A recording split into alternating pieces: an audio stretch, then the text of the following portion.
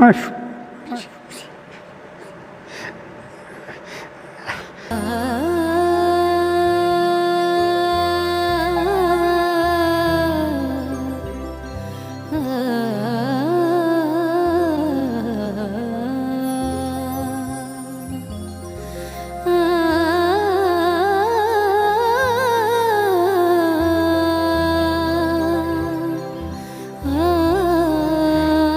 د ثوابۍ باجا کلي سره تعلق لرونکي زرین حیات د تیرو دریو میاشتو نه بیمارۍ د لاسه په کټ پروت دی. په علاج معالجه یې تر دې دمه 15 لکه روپۍ لګېدلي او قرضداره شوی هم دی. د کرایې په کور کې اوسېدونکي زرین حیات د خپلو بچو واحد کفیل و. اوس زرین حیات د خپلې بیمارۍ نه سیوا د خپلو بچو دپاره فکرمند دی او وایي چې د ګټې وټې څوک نشته او علاج دپاره ورله لکونه روپۍ پکار دي.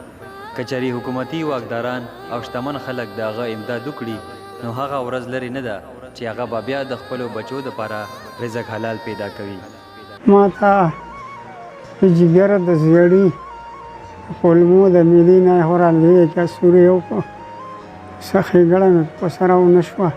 بله خبره ده چې ټول په خېټې د زړه نه مې چاپېره وړې وړې څلور رسمولی دي. 15 لکه روپۍ مې جدي یو د بل ولګولې.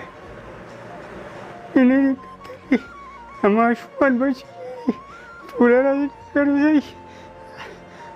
سهار ماشوم چې راپرېوتم چې د کېناستو پاڅېدو دم مې ختم دی. بېګا مې ځان نه تپه کتې وه وایم بس وړمه.